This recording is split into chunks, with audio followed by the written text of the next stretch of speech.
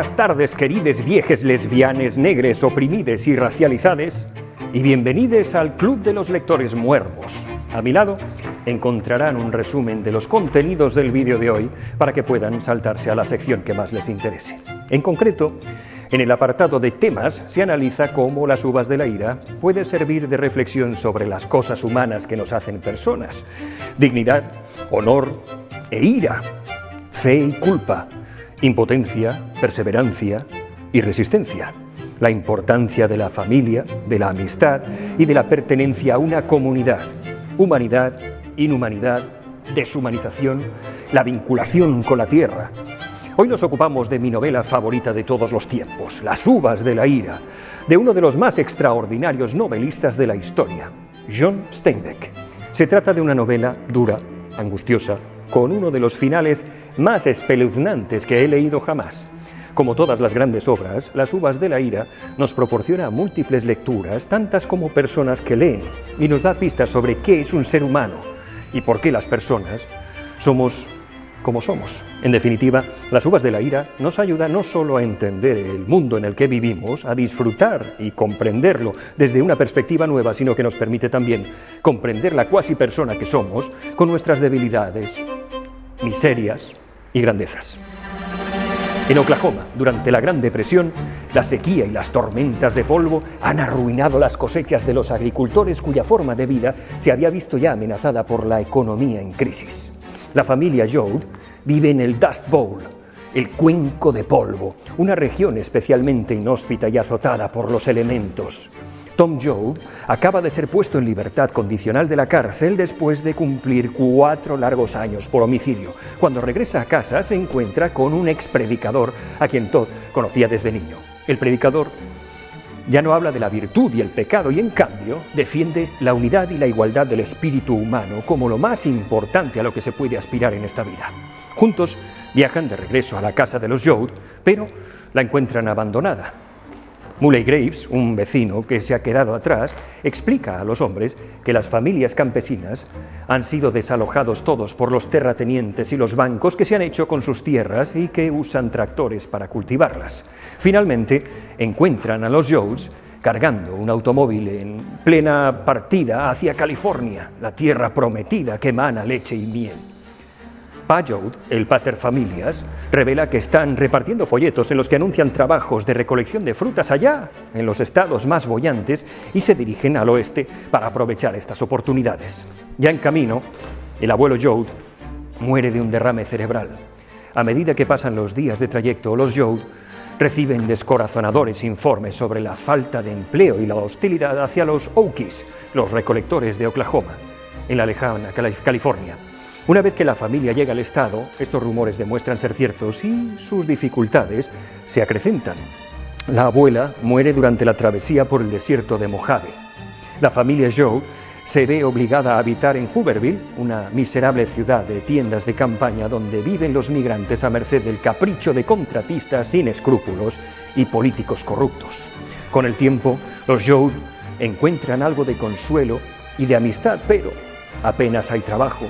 Realizan distintas tareas agónicas: recoger melocotones por una miseria, recoger algodón, terminan viviendo en un vagón abandonado o en mitad del desierto. Pero entonces, ay amigo, se presentan las lluvias torrenciales, porque a Perro Sarnoso hasta el culo se le llena de pulgas. Y la hija de la familia da a luz a un niño que nace muerto. Y aquí dejo de contar, porque se aproxima el final, que es tan jodidamente aterrador, brillante y escalofriante que no quiero arruinarles los pelos de punta que se le van a poner cuando lo lean. John Ernest Steinbeck Jr. creció en un pueblecito y pasó su juventud trabajando junto a trabajadores migrantes. La inspiración para obras como Las uvas de la ira, que está considerada su mejor trabajo, la encontró en los veranos que pasó trabajando de joven en granjas de remolacha. Y es que allí descubrió tanto las difíciles condiciones de los empleados como historias de inmigrantes que se ganaban la vida con ellas. En 1920 asistió a la Universidad de Stanford, pero nunca se graduó, eligiendo en lugar de eso mudarse a Nueva York y probar suerte en su carrera de escritor. Sin embargo, tuvo varios problemas para publicar sus trabajos y regresó a California para realizar una serie de trabajos manuales, escribiendo durante todo el tiempo. En 1935, Steinbeck encontró por fin el éxito con Tortilla Flat, que sigue las andanzas de un grupo de mexicoamericanos en Monterrey, California. En los siguientes años, Steinbeck escribió varias novelas que se centraban en la agricultura, su vida y sus penurias. El más famoso de esos libros es de 1937, De ratones y hombres, que en algún momento trataremos en el Club de los Lectores Muermos. En 1939, Steinbeck publicó Las uvas de la ira, que le valió importantes elogios de la crítica. En el 40 fue galardonado con el premio Pulitzer por ese mismo libro, pero la entrega de este reconocimiento no estuvo exenta de polémica, y es que Steinbeck tenía una gran cantidad de enemigos en contra de sus ideas políticas que, entre otras cosas, lo hacían ser muy crítico con el capitalismo. Tanto es así que incluso esa novela fue censurada y prohibida en las escuelas públicas y bibliotecas durante muchos años. Es cierto que Steinbeck se inclinaba hacia la izquierda y simpatizaba intensamente con la clase trabajadora, pero nunca se conchavó con el Partido Comunista.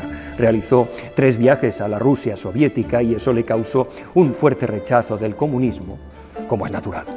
Con los años fue desarrollando puntos de vista más conservadores y llegó a apoyar la guerra del Vietnam y se mantuvo al margen de la contracultura de la década de los 60. Era un hombre poco dado a atenciones. Toda su vida rehuyó de entrevistas, de acudir a ceremonias y eventos en general. Una de las pocas veces que decidió aparecer en público fue cuando recibió el premio Nobel en 1962. Tras el éxito de Las uvas de la ira, Steinbeck publicó otras obras notables, incluida la novela de 1952, Al este del Edén. Se dice que usó más de 300 lápices para escribir esa novela, aunque posiblemente sea un simple rumor. Steinbeck murió en Nueva York en 1968, a los 66 años. Las uvas de la ira se publicó durante la Gran Depresión, en la que la economía entró en caída libre, destruyendo vidas y medios de subsistencia. La Gran Depresión fue una gran crisis financiera mundial de proporciones casi apocalípticas que se prolongó desde 1929 hasta casi la década de los 40. Fue la depresión más larga en el tiempo, la más profunda y la que afectó a mayor número de países del siglo XX. Todo empezó, como no, a partir de la caída de la Bolsa de Valores de Nueva York, el martes 29 de octubre de 1929, conocido como el Martes Negro, y que se extendió como la pólvora a casi todos los países del mundo. De todas las regiones afectadas por la Gran Depresión, Oklahoma, y en concreto el Dust Bowl, el cuenco de polvo, fue la más castigada, producto de la sequía y las tormentas de polvo que en 1930 diezmaron la agricultura y las praderas estadounidenses. Este desastre natural provocó el desplazamiento de cientos de miles de familias campesinas, quienes, despojados de sus medios de vida, a menudo emigraron hacia el oeste, a California, para encontrar oportunidades, igual que hacen los Joden en la novela. Durante la Gran Depresión se desplomaron la renta nacional, los ingresos fiscales, los beneficios de las empresas y los precios. El comercio internacional descendió entre un 50 y un 66%. El desempleo en los Estados Unidos se situó en unos niveles parecidos a los de España actualmente, en torno al 25%. Ciudades de todo el mundo se vieron gravemente afectadas, especialmente las que dependían de la industria pesada y la industria de la construcción. Se detuvo prácticamente todo. Por cierto, si se están preguntando por el título, este proviene de un pasaje bíblico que se cita en el himno de la Batalla de la República. La canción enlaza el juicio de los impíos con el fin de los tiempos del Nuevo Testamento con la guerra de secesión de los Estados Unidos. Señoras, señores, en pie para escuchar el himno de la Batalla de la República. My life has seen the glory of the coming of the Lord. He's trampling out the vintage where the grapes of wrath are stored. Glory, glory.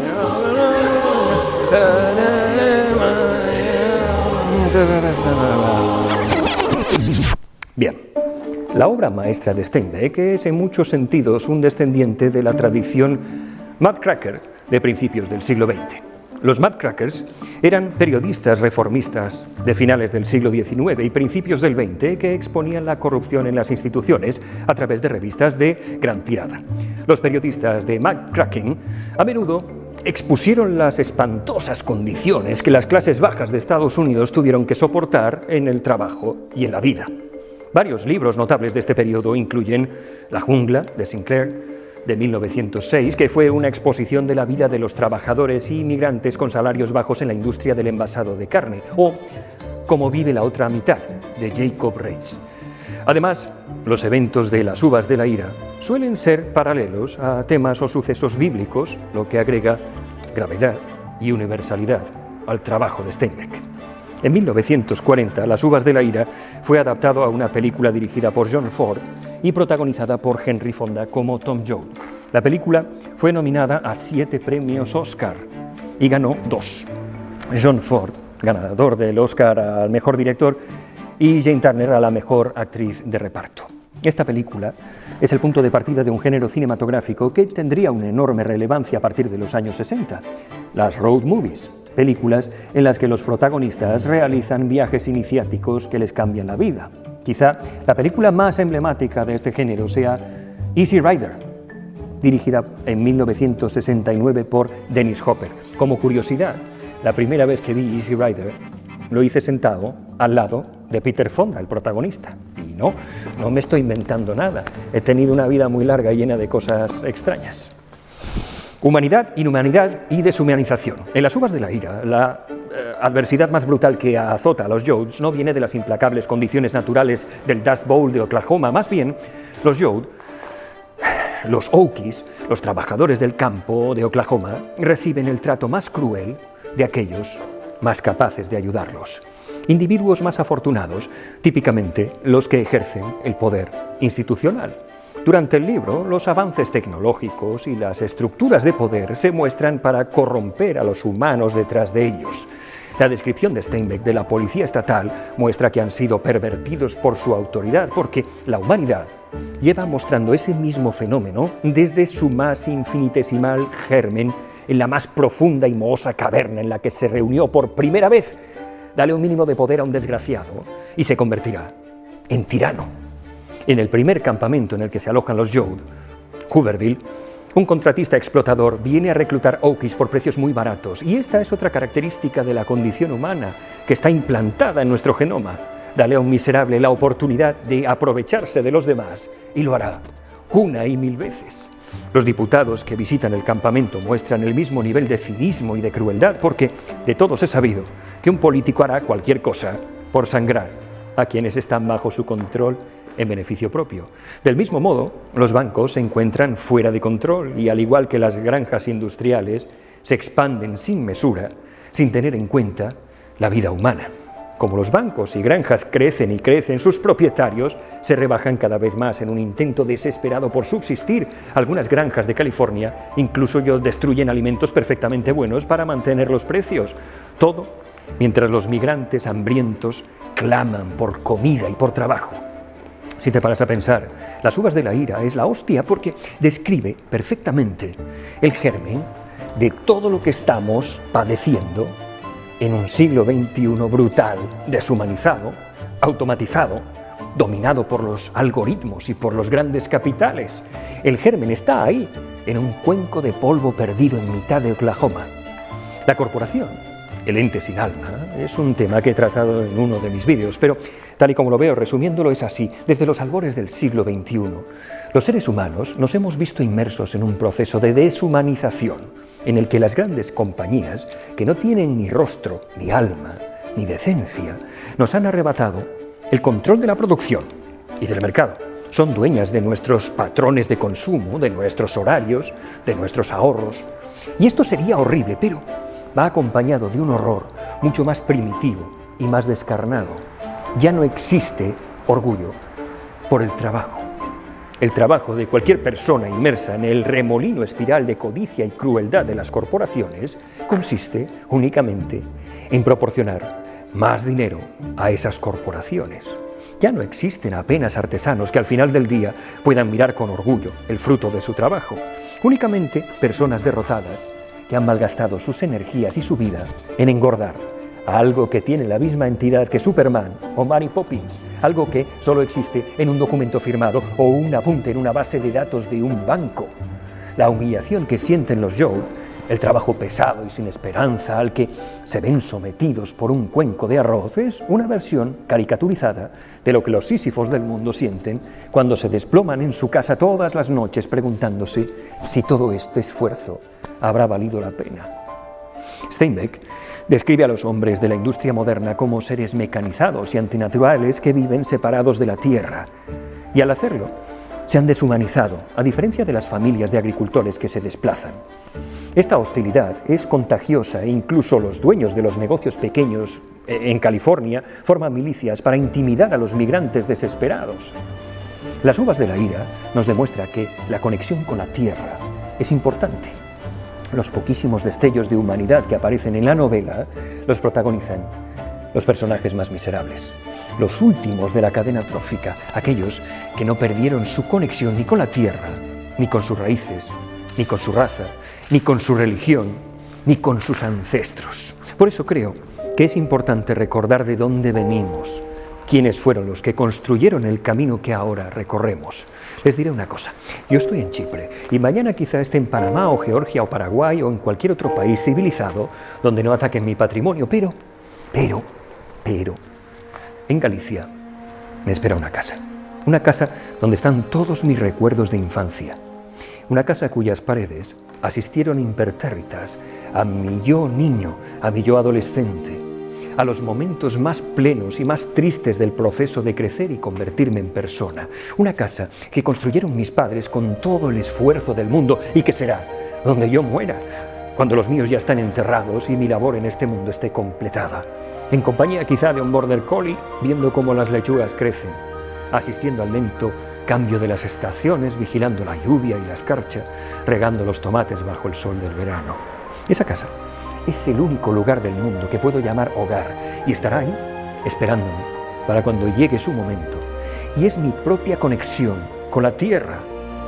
Tener esa casa que vive ajena a la voracidad de las compañías, donde el tiempo transcurre lentamente como de hecho tiene que transcurrir, donde Twitter y su ruido colateral puede apagarse con solo mover un dedo, donde pueda sentirme orgulloso de mis tomates, me convierte en alguien más humano, más conectado con la larga estirpe de campesinos y siervos de la gleba, cuya sangre corre por mis venas. Los actos de bondad de la novela a menudo ocurren cuando un personaje rompe las reglas de un sistema opresivo que refuerza aún más el argumento de Steinbeck de que las instituciones tienden a ser deshumanizantes y moralmente tóxicas. Después de ser extorsionada en una tienda, en una empresa agrícola, Ma Joe llega a la conclusión de que si estás en problemas, herido o necesitas ayuda, has de acudir a las personas pobres. Son los únicos que ayudarán, porque la mayoría de los Okies apenas pueden apoyarse a sí mismos y mucho menos ayudar a los demás. Cada caso de altruismo se convierte en un momento poderoso en el texto. El ejemplo más crudo, desgarrado, horrible y aterrador de toda la novela tiene lugar en las últimas 2 páginas que ejemplifican como ningún otro fragmento de la literatura cómo los hombres más miserables pueden llegar a ser también los más humanos y los más generosos. Dignidad y honor. A pesar de su indigencia, los Okies se muestran extremadamente conscientes a la hora de mantener su honor. No importa cuán nefastas sean sus circunstancias, los Joe no están dispuestos a rebajarse a aceptar caridad o robar.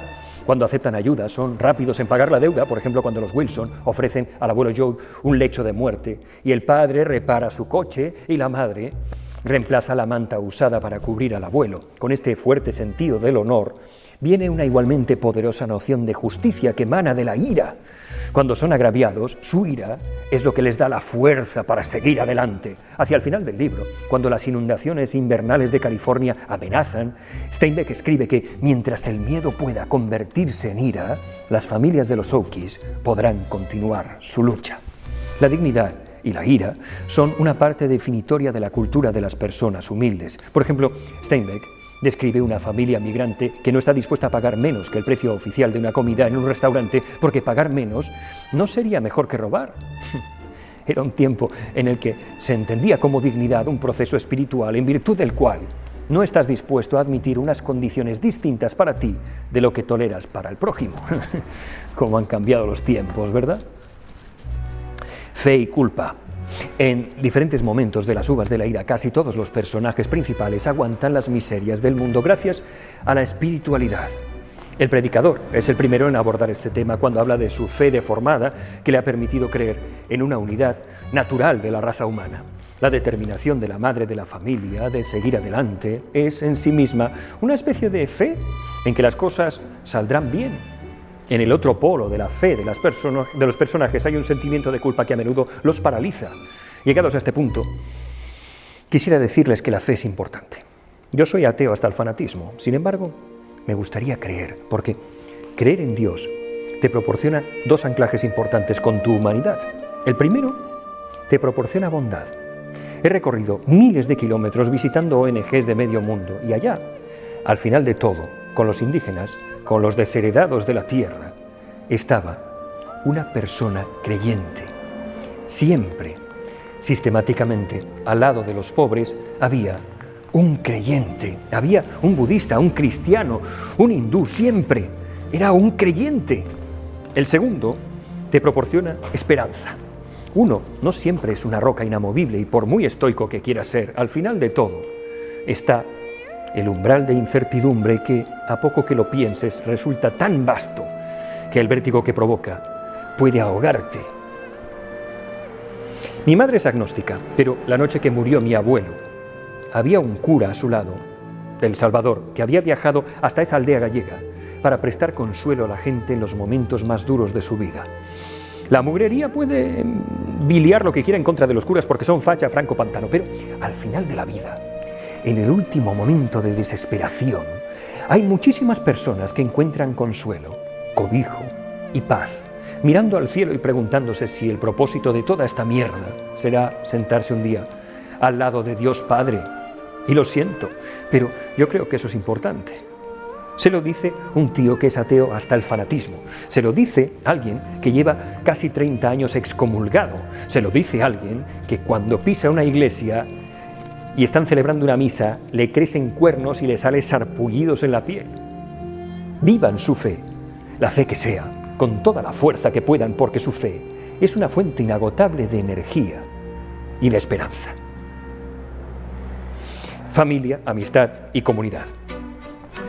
En gran medida, Las uvas de la ira es un gran canto a la familia y al sentimiento de pertenencia al grupo. Una y otra vez, Steinbeck demuestra los lazos profundos y las relaciones que se desarrollan a través del parentesco, la amistad, la identidad del grupo. El arco de la familia Joad muestra, por un lado, una unidad cohesionada cuyo amor y apoyo les impide abandonar la esperanza. Por otra parte, sin embargo, la novela muestra que esta unidad viene con complicaciones. En palabras de Steinbeck, dos hombres no están tan solos y perplejos como uno. Parentesco, amistad e identidad de grupo son los tres pilares imperfectos pero imprescindibles sobre los que se asienta nuestra mismidad. Es importante que obras como Las uvas de la ira nos recuerden que sí estamos solos, sí somos vulnerables, sí somos marionetas azotadas por un destino incierto, sí, pero la vida es mucho más llevadera cuando estamos en conexión con esos tres círculos concéntricos que sirven para protegernos de la aspereza del mundo. Parentesco, amistad e identidad de grupo. Cultivar, mimar, proteger esos tres círculos es una de esas pocas cosas que podemos hacer, que todavía no están prohibidas y que nos hacen mejor persona. Así que, en honor a Steinbeck, coja el teléfono y llame a su madre. La próxima semana analizamos la tragicomedia Lolita de Vladimir Nabokov, una reflexión sobre la sexualidad masculina, sus miserias y sus desgracias. Gracias por su atención, bendiciones y buenas noches.